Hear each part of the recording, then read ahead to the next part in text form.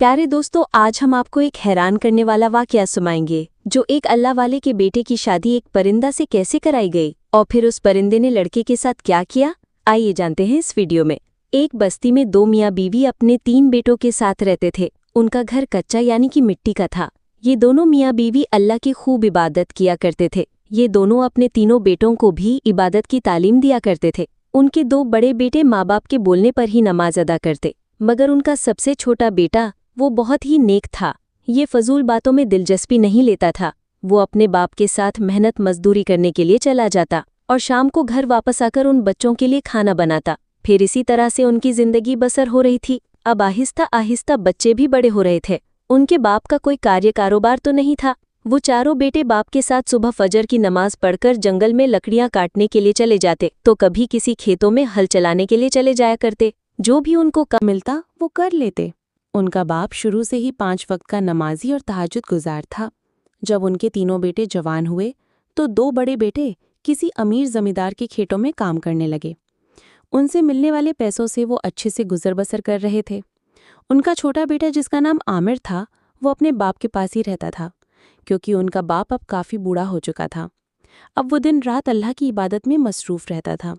सारी बस्ती वाले अब उनको अल्लाह वाले बुजुर्ग के नाम से जानते थे। आमिर अपने बाप का बहुत ही फर्माबरदार बेटा था। बड़े भाई अपने छोटे भाई आमिर से कहते थे कि तुम घर में रहकर अब्बा की खिदमत करो, हम दोनों भाई तुम्हारा खर्च उठा लिया करेंगे। इसलिए आमिर अपने अब्बा के पास रहकर अपने बाप की खिदमत करता था।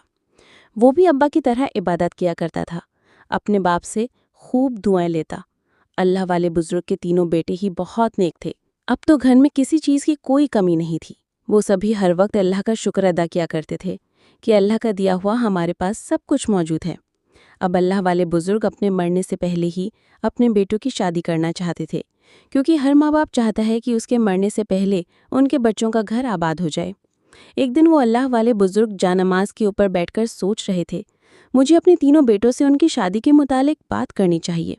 इसलिए उसने अपने तीनों बच्चों को अपने पास बुलाया और कहने लगा कि मेरी ज़िंदगी का अब कोई भरोसा नहीं, मैं तुम तीनों को खुश देखना चाहता हूँ, इसलिए अब तुम तीनों ही शादी कर लो।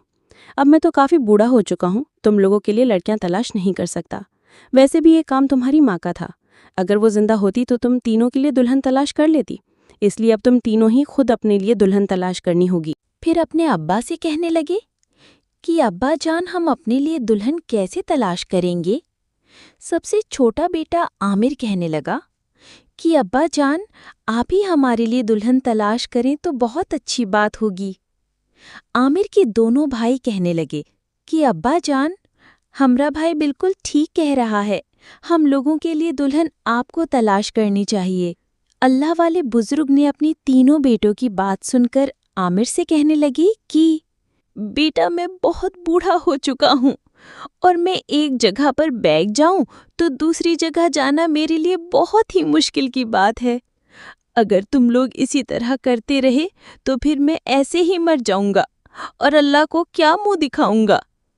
उसके बेटे कहने लगे कि अब्बा जान, आखिर हम अपनी दुल्हन को कैसे तलाश करेंगे। तब अल्लाह वाले बुजुर्ग ने कुछ सोचने के बाद कहा कि मैं तुम तीनों को ज़रूर बताऊंगा, मगर तुमको उन पर अमल भी करना होगा। सबसे पहले तुम तीनों ही अपनी अपनी कुल्हाड़ी लेकर बाहर दरख्त के नीचे जाओ। फिर उस दरख्त से तुम तीनों एक एक टहनी काटना।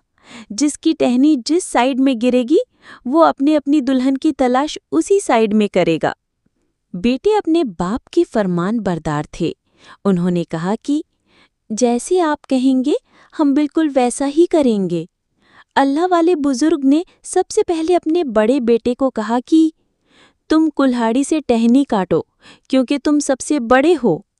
वह बाप का हुक्म मानते हुए कुल्हाड़ी लेकर दरख्त के पास चला गया और जोर जोर से एक टहनी पर वार करने लगा। बाकी दोनों भाई खामोशी से खड़े देख रहे थे। वो काफी देर तक टहनी पर कुल्हाड़ी मारते मारते पसीने से भीग चुका था और काफी थक गया था। फिर भी उसने कुल्हाड़ी को रोका नहीं।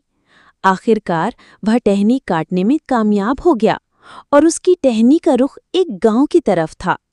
ये देखकर बड़ा बेटा बहुत खुश हो गया और कुल्हाड़ी अपने बाप के पास रखकर कहने लगा कि अब्बा जान, मेरी टहनी इस गांव की तरफ गिरी है اور میں بہت جلد اس گاؤں سے اپنی دلہن تلاش کر کے لے کر آؤں گا۔ اس کے بعد اللہ والے بزرگ نے اپنے دوسرے بیٹے کو کلہاڑی پکڑا کر بولا کہ اب تمہاری باری ہے۔ اب ان کا دوسرا بیٹا بھی کلہاڑی سے ایک ٹہنی کو کاٹنے لگا جو کہ بہت موٹی اور سخت تھی۔ اس نے بھی محنت کرنے کے بعد اس ٹہنی کو کاٹ کر گرا دیا۔ اس کی ٹہنی اپنی ہی بستی میں گر پڑی۔ جب اس نے یہ دیکھا تو بہت خوش ہوا اور کہنے لگا کہ اس ٹہنی کو کیسے پتا تھا کہ میں اس بستی سے اپنی دلہن کو تلاش کرنا چاہتا ہوں۔ اس بستی میں ایک لڑکی رہتی ہے جسے میں بہت جلدی اپنی دلہن بناؤں گا۔ عامر اور اس کے ابا اس کی باتیں سن کر مسکرا دیے۔ اب ٹہنی کاٹنے کی باری سب سے چھوٹے بیٹے عامر کی تھی۔ اس نے کلہاڑی اٹھائی اور جلدی سے ایک ٹہنی کو کاٹنا شروع کر دیا۔ احمد جو ٹہنی کاٹ رہا تھا وہ زیادہ مضبوط نہیں تھی۔ جب اس نے وہ ٹہنی کاٹی تو وہ اچھل کر جنگل کی طرف گر گئے۔ یہ دیکھ کر عامر کے دونوں بڑے بھائی ہنس کر کہنے لگے کہ اب تم جنگل میں اپنے لیے دلہن تلاش کرنے کے لیے جاؤ گے کیونکہ تمہاری ٹہنی تو جنگل میں گر گئی ہے۔ اب تمہیں جنگل میں جا کر کسی بھیڑیا شیرنی کو تلاش کرنا ہوگا اور اس سے رشتہ داری بنانی ہوگی۔ یہ کہہ کر دونوں بھائی ہنسنے لگے مگر عامر کے چہرے پر مایوسی تھی۔ اللہ والے بزرگ نے اپنے دونوں بڑے بیٹوں کو چپ کرایا اور پھر عامر سے کہا کہ اب بیٹا تم کیا کہتے ہو؟ عامر نے کہا سے ابا جان میں نے کیا کہنا ہے، میرے لیے اسی میں بہتری ہوگی۔ اب میں جنگل کی طرف ہی اپنی دلہن تلاش کرنے کے لیے جاؤں گا۔ اللہ والے بزرگ اپنے بیٹوں سے کہنے لگے کہ میری دعا تم تینوں کے ساتھ ہے، بس میری تو یہی دعا کہ تم تینوں بیٹے کامیاب ہو جاؤ۔ ان بزرگ کے بیٹے تینوں ہی اپنے باپ کے گلے لگ گئے۔ وہ کہنے لگے کہ اب تم تینوں کی منزل طے ہے، اب تم تینوں اپنی منزل تک جاؤ گے اور میں تمہارا گھر پر ہی انتظار کروں گا۔ تینوں بیٹوں نے اپنے باپ کی دعائیں لی اور گھر سے نکل گئے۔ کچھ دیر تو وہ اللہ والے بزرگ اپنے تینوں بیٹوں کو جاتا ہوا دیکھتے رہے، پھر اپنے گھر میں داخل ہو گئے۔ عامر کی آنکھوں میں چمک آ گئی اور وہ بہت تیز قدموں سے جلدی جلدی جھوپڑی کی طرف جانے لگا۔ جب وہ جھوپڑی کے پاس گیا تو اس کو کوئی بھی نظر نہیں آیا۔ پھر عامر نے جھوپڑی دروازہ کھولا اور اندر چلا گیا۔ کیا دیکھتا ہے کہ جھوپڑی سادہ اور خوبصورت تھی۔ اس کی دائیں طرف ایک کھڑکی تھی جس پر ایک ننھی سی چڑیا بیٹھی ہوئی تھی۔ اس کے سامنے ایک بڑا میز تھا مگر عامر کو اس جھوپڑی میں کوئی بھی انسان نظر نہیں آیا، اس لیے عامر خود سے کہنے لگا یہاں پر تو کوئی بھی نہیں ہے۔ تبھی ننھی سی چڑیا اچھل کر میز پر آ گئی اور عامر سے کہنے لگی کہ تم کیسے کہہ سکتے ہو کہ یہاں کوئی نہیں ہے؟ میں یہاں موجود ہوں۔ اس ننھی چڑیا نے جب عامر سے کہا تو وہ حیران ہو گیا، اس کی طرف دیکھتا ہی رہ گیا۔ اب ننھی چڑیا بھی آنکھیں جھکائے ہوئے عامر کو دیکھ رہی تھی۔ تبھی عامر نے کہا کہ تم انسان نہیں ہو پھر بھی ہماری طرح بول رہی ہو۔ چڑیا نے عامر سے کہا کہ تم کون ہو اور اتنے گھنے جنگل میں رات کو کیا کر رہے ہو؟ عامر نے چڑیا کو سارا واقعہ بیان کیا اور کہنے لگا میں تو جنگل میں اپنی دلہن تلاش کرنے کے لیے آیا تھا۔ چڑیا کہنے لگی کیا تمہیں یقین ہے کہ جنگل میں تمہیں دلہن مل جائے گی؟ عامر کہنے لگا کہ مجھے اللہ پر پورا یقین ہے، مجھے اس جنگل میں دلہن ضرور ملے گی، مگر فی الحال تو مجھے جنگل میں کوئی انسان دکھائی نہیں دے رہا۔ تبھی چڑیا عامر سے کہنے لگی اگر تم چاہو تو میں تمہاری دلہن بن سکتی ہوں۔ عامر چڑیا کی بات سن کر مسکرانے لگا اور کہنے لگا کہ تم کون سا انسان ہو، تم تو ایک چڑیا ہو۔ یہ سن کر چڑیا کہنے لگی کہ تم ایک چڑیا کی کرامات دیکھنا چاہتے ہو؟ اس چڑیا نے اپنے پنجوں اور چونچ کی مدد سے عامر کو چائے بنا کر دی۔ پھر چڑیا نے اپنی خوبصورت آواز میں تلاوت کرنے لگی اور اچھی اچھی باتیں کرنے لگی۔ عامر تو پہلے چڑیا کو انسانوں کی طرح بولتا ہوا دیکھ کر حیران تھا، مگر اب چڑیا تو تلاوت بھی کر رہی تھی اور اچھی باتیں بھی کر رہی تھی، جسے سن کر عامر خوش ہوا، مگر اس کی سمجھ میں کچھ نہیں آ رہا تھا کہ یہ انسانوں کی طرح سے بات کر سکتی ہے اور سارے کام بھی کرتی ہے۔ پھر وہ چڑیا سے پوچھنے لگا کہ تم کون ہو اور ہم انسانوں کی طرح کیسے باتیں کر رہی ہو؟ عامر کی بات سن کر چڑیا زور زور سے رونے لگی۔ عامر کہنے لگا کہ ننھی چڑیا تم رو مت، مجھے بتاؤ کہ آخر کیا ہوا ہے۔ تبھی وہ چڑیا کہنے لگی کہ آپ مجھ سے میرا راز مت پوچھیے، راز کو راز رہنے دیجیے، کیونکہ وقت آنے پر میں آپ کو سب کچھ بتا دوں گی۔ عامر چڑیا سے کہنے لگا کہ کوئی بات نہیں، جب تمہارا دل کرے گا تب مجھے بتا دینا۔ چڑیا اداس بیٹھی ہوئی تھی کہ عامر کہنے لگا کہ میں تمہیں اپنی دلہن بنانے کے لیے تیار ہوں۔ یہ سن کر چڑیا بہت خوش ہوئی۔ صبح ہونے پر عامر اپنے گھر واپس آ گیا۔ دوسرے بھائی بھی واپس آ چکے تھے، ان دونوں کو بھی اپنے لیے لڑکیاں مل چکی تھیں۔ اللہ والے بزرگ نے اپنے تینوں بیٹوں کو اپنے پاس بلایا اور پوچھنے لگا کہ دونوں بڑے بیٹوں نے اپنے باپ کو بتا دیا، مگر عامر خاموش رہا۔ आमिर को ऐसे खामोश देखकर बड़े भाई उसका मजाक उड़ाने लगे कि हमारे छोटे भाई की दुल्हन लंबे लंबे दांतों वाली और लंबे लंबे कानों वाली है। आमिर को ये सब बताने में शर्म आ रही थी। फिर आमिर कहने लगा कि मेरी दुल्हन बहुत ही नाजुक है, सबसे बढ़कर कि वो एक हाफिज़े कुरान है। उसके भाइयों ने कहा कि क्या वो कहीं की राजकुमारी है? आमिर ने कहा कि हाँ बिल्कुल, मेरी होने वाली दुल्हन कहीं की राजकुमारी ही है। जब वो तिलावत करती है तो मैं बहुत ज्यादा खुश होता हूँ। आमिर की ये बातें सुनकर दोनों भाई खामोश हो गए, क्योंकि उनकी अपनी दुल्हन एक गरीब घर से ताल्लुक रखती थी। उसकी दुल्हन तो एक हाफिज़े कुरान थी। फिर कुछ दिन गुजरने के बाद उन अल्लाह वाले बुजुर्ग ने अपने तीनों बेटों को अपने पास बुलाया और कहने लगे कि मेरे प्यारे बच्चों, मैं जानना चाहता हूँ कि तुम तीनों की दुल्हन कैसी है। कितनी नेक और घर संभालने वाली है, इसलिए तुम तीनों जाकर अपनी दुल्हन से मेरे लिए एक एक रोटी बनाकर लाओ। अपने बाप का हुक्म सुनते ही बड़े दोनों बेटे फौरन ही तैयार हो गए, मगर आमिर ने कुछ नहीं कहा। उस पर दोनों बड़े भाई अपने अब्बा से कहने लगे कि अब्बा जान, हमारे छोटे भाई की दुल्हन तो पढ़ी लिखी और हाफिज़े कुरान है, वो कैसे रोटी बना सकती है। आमिर तो परेशान हो रहा था कि वो चिड़िया कैसे रोटी बनाएगी, मगर अपने अब्बा से उसने रोटी बनाने की हामी तो भर ली। तीनों भाई घर से निकल गए थे। आमिर तेज कदमों के साथ चलता हुआ जंगल में चिड़िया की झोपड़ी में पहुंच गया। उस वक्त चिड़िया कुरान की तिलावत कर रही थी। जब उस चिड़िया ने आमिर को देखा तो खुश हुई और कहने लगी कि मुझे यकीन था कि तुम दोबारा यहाँ ज़रूर आओगे, मगर तुम इतने परेशान क्यों हो। आमिर कहने लगा कि नन्ही सी चिड़िया, मैं इसलिए परेशान हूँ कि मेरे अब्बा ने हम तीनों भाइयों को अपनी दुल्हन से रोटी बनाने के लिए कहा है, मगर तुम तो चिड़िया हो, तुम रोटी कैसे बना सकती हो। चिड़िया कहने लगी कि अगर मैं कहूँ कि मैं रोटी बना सकती हूँ तो। आमिर चिड़िया को हैरत से देखने लगा। चिड़िया वहां से छलांग लगाकर नीचे उतरी तो पास पड़ी एक घंटी को अपने पंजों की मदद से बजाने लगी। चिड़िया ने उस घंटी को 3 बार बजाया तो उसके पास बहुत सारे चूहे जमा हो चुके थे। चिड़िया उनसे कहने लगी कि तुम आसपास के खेतों में जाओ और जाकर मेरे लिए अनाज का दाना लेकर आओ। चिड़िया का हुक्म सुनते ही सारे चूहे खेत की तरफ भाग गए। आमिर हैरत भरी निगाहों से इतने सारे चूहों को देख रहा था। थोड़ी ही देर में सारे चूहे अपने मुंह में कुछ अनाज के दाने लेकर चिड़िया के पास आ गए। नन्ही चिड़िया चूहों से अनाज के दाने लेकर खुश हुई। अनाज के दानों को जमा करके उसने चक्की में अपने पंजों की मदद से पीस दिया और अब उसका आटा गूंदने लगी थी।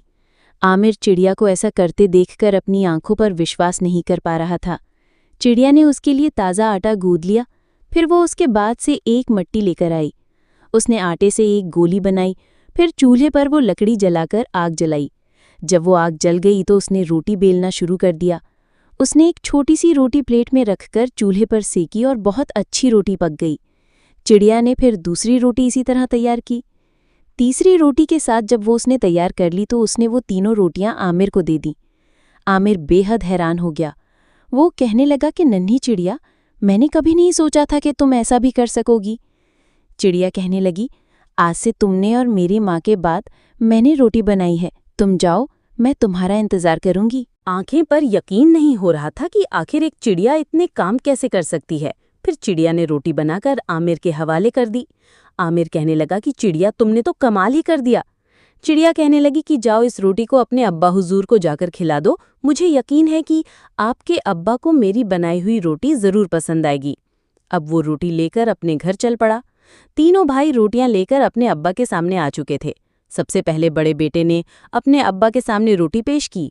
वो अल्लाह वाले बुजुर्ग बहुत ही समझदार थे। उन्होंने रोटी को देखा तो कहने लगे कि तुम्हारी दुल्हन घर को संभाल सकती है। फिर दूसरे बेटे ने रोटी पेश की तो रोटी थोड़ी मोटी थी। अल्लाह वाले बुजुर्ग कहने लगे कि चलो तुम्हारी दुल्हन भी घर को संभाल ही लेगी। फिर वो बुजुर्ग अपने छोटे बेटे आमिर से कहने लगे कि तुम्हारी रोटी कहाँ है। आमिर ने अपने अब्बा के सामने रोटी पेश की। नन्ही चिड़िया के हाथों से बनी हुई रोटी छोटी थी, सफ़ेद थी, जिसे देखकर बुजुर्ग ने कहा कि तुम्हारी बीवी तो बहुत ही ज़्यादा नेक लगती है, और क्या ये रोटी उसने खुद बनाई है। तो आमिर कहने लगा कि जी अब्बा जान, ये रोटी उसने अपने नन्हे हाथों से बनाई है।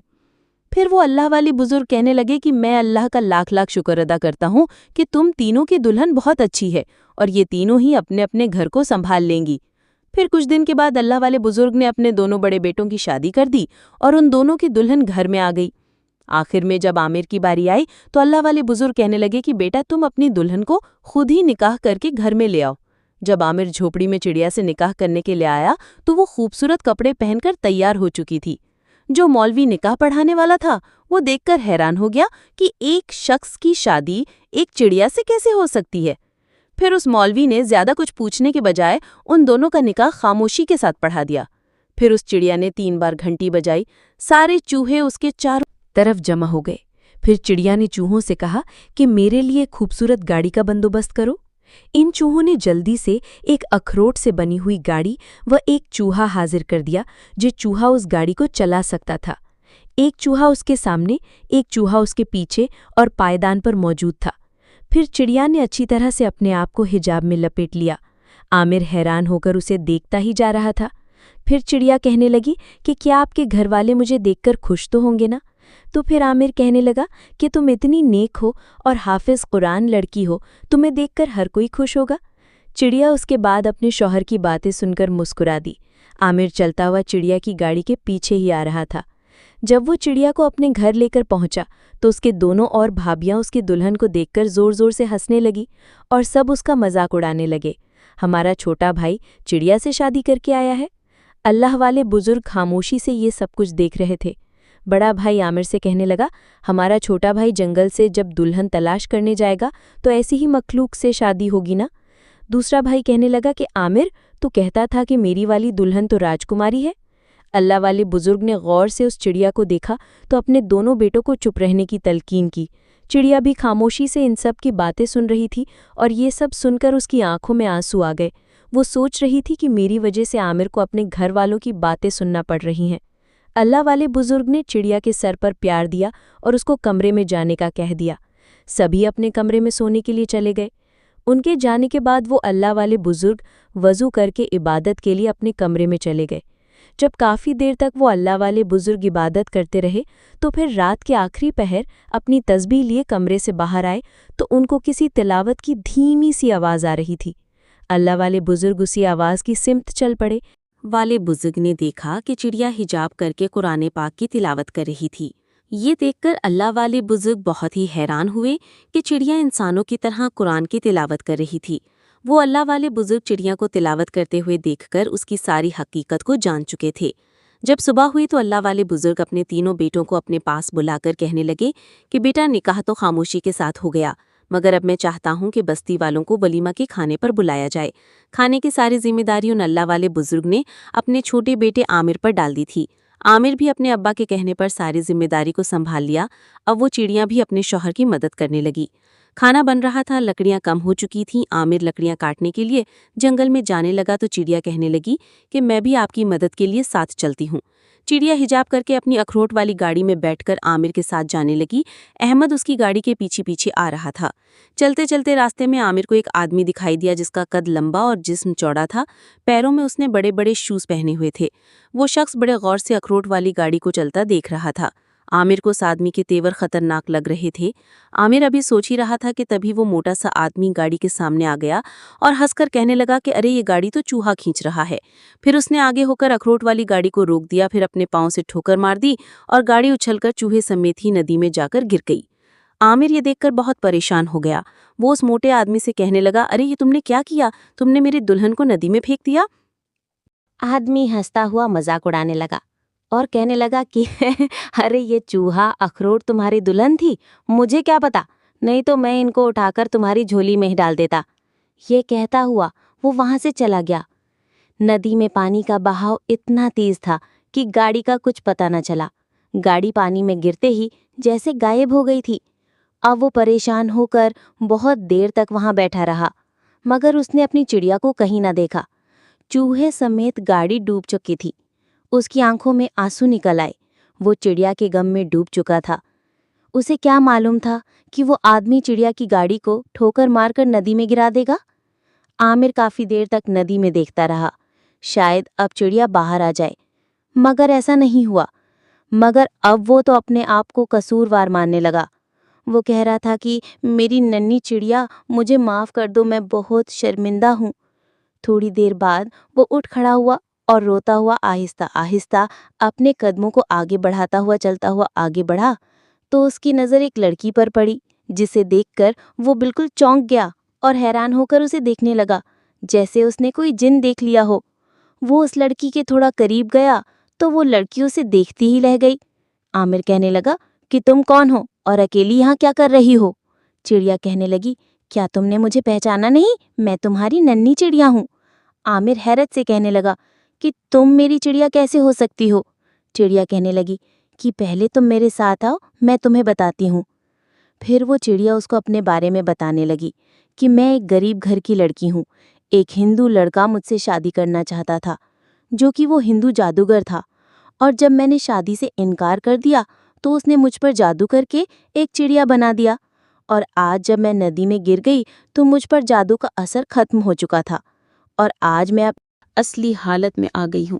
پھر وہ لڑکی کہنے لگی کہ میرے ماں باپ بہت ہی نیک انسان تھے، وہ دونوں مجھ سے بہت پیار کرتے تھے۔ ان کی خواہش تھی کہ میں حافظ قرآن بنوں، اور میں اپنے ماں باپ کی اس خواہش کو پورا بھی کیا۔ ہمارے گھر کے حالات بہت اچھے تو نہیں تھے مگر خراب بھی نہیں تھے۔ میرے ماں باپ میری ہر خواہش کو پورا کرتے تھے۔ میرے بابا مسجد میں صفائی کیا کرتے تھے، اور گاؤں کے لوگ اسی وجہ سے میرے ابا کا بہت زیادہ خیال رکھتے تھے، اور میں بھی اسی جامعہ مسجد میں قرآن پاک کی تعلیم حاصل کر رہی تھی۔ بچیوں کا جامعہ بھی مسجد کے بالکل قریب تھا، اور میں اپنے گھر سے روز جامعہ میں اپنے ماں باپ کے ساتھ جاتی تھی۔ ایک دن پھر میں اکیلی ہی جامعہ جا رہی تھی۔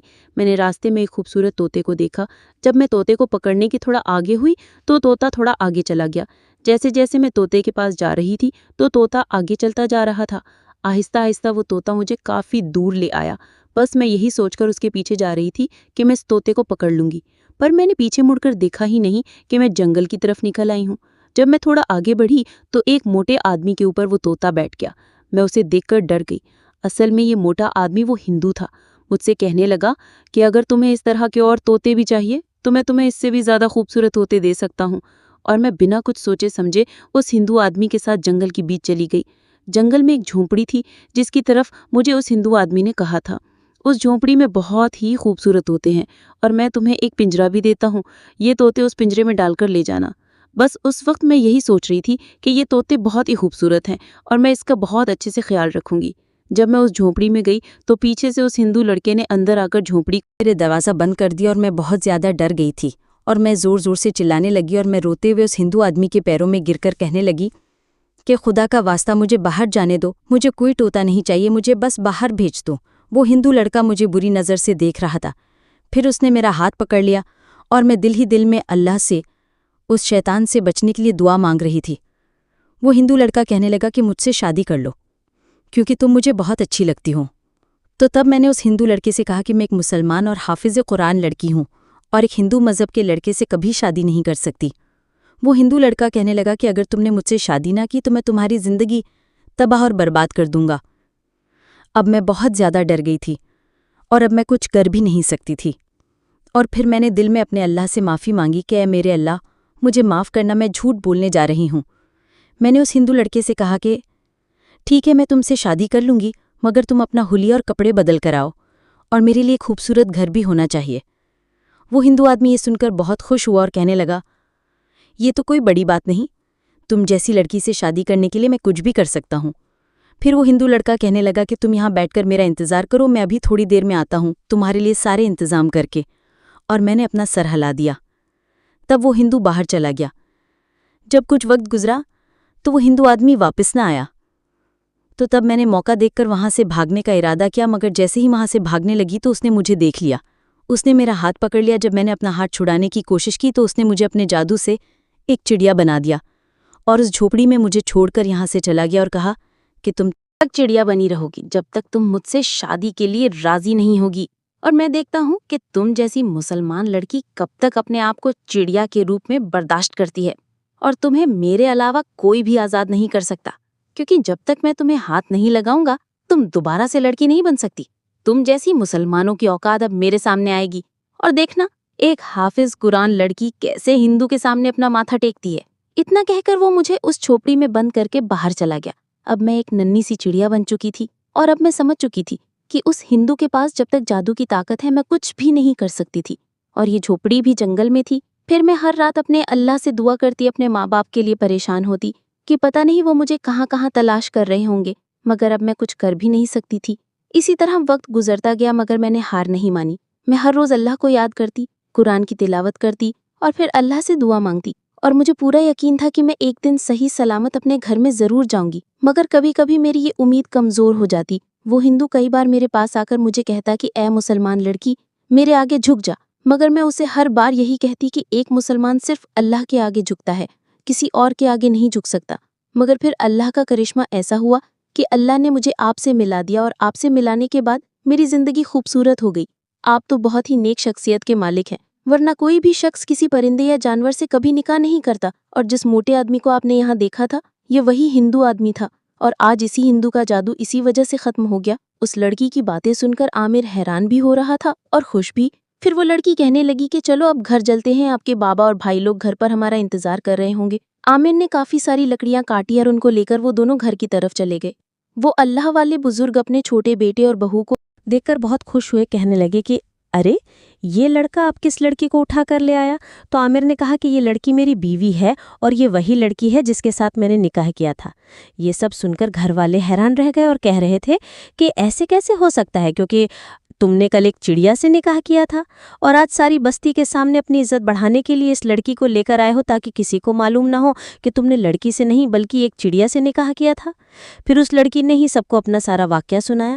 بستی والے بھی عامر کے دلہن کو دیکھ کر خوش ہو گئے۔ پھر وہ اللہ والے بزرگ کہنے لگے کہ اللہ تعالیٰ اپنے مسلمان بندے کو کبھی بھی کسی انسان کے سامنے جھکنے نہیں دیتا۔ تم ہمیشہ مسلمانوں کو اپنے سامنے جھکانا چاہتے تھے، اسی طرح تم نے اس حافظ قرآن لڑکی کو اپنے آگے جھکنے پر مجبور کیا، پر اللہ تعالیٰ نے ہر بار اس لڑکی کو اس جیسوں سے بچایا۔ پھر وہ اللہ والے بزرگ اپنے بیٹے اور بہو کو خود ان کے گھر لے کر جاتے ہیں۔ وہ لڑکی کے ماں باپ اپنی بیٹی کو گلے لگا کر بہت زیادہ خوش ہوتے ہیں۔ پھر وہ اپنے ماں باپ کو پوری سچائی بتاتی ہے۔ پھر اس کے ماں باپ کی سن کر بہت خوش ہوئے کہ انہیں اپنی بیٹی کے لیے ایک بہت ہی نیک شخص ملا۔ پھر وہ اللہ والے بزرگ اپنے تینوں بیٹوں کے ساتھ ہنسی خوشی زندگی بسر کرتے ہیں، اور پھر وہ اللہ کا لاکھ لاکھ شکر ادا کرتے ہیں کہ انہوں نے اپنے تینوں بیٹوں کا فرض ادا کیا۔ اے ایمان والو، اللہ پاک اپنے خاص بندوں کا اسی طرح خیال رکھتا ہے کہ جس طرح اللہ پاک نے اس حافظ قرآن لڑکی کا ہر طرح سے ساتھ دیا اور اس کا خیال رکھا۔ وہ اللہ پر بھروسہ رکھتی تھی اور اس کو یقین تھا کہ میں اللہ کے سامنے جھکتی ہوں۔ جو اللہ تعالیٰ کے سامنے جھک جاتا ہے، اللہ تعالیٰ پوری دنیا کو اس کے سامنے جھکا دیتا ہے۔ سبحان اللہ۔ اللہ پاک سے دعا ہے کہ اللہ پاک ہمیں اپنی حفظ و امان میں رکھے اور ہمارا سر اللہ کے سوا کبھی بھی کسی کے سامنے نہ جھکے۔ اللہ پاک سے دعا ہے کہ اللہ پاک ہمیں ایسے واقعات سے سبق حاصل کرنے کی توفیق عطا فرمائے۔ آمین۔ اس ویڈیو کو دوسروں تک ضرور شیئر کریں۔ خدا حافظ۔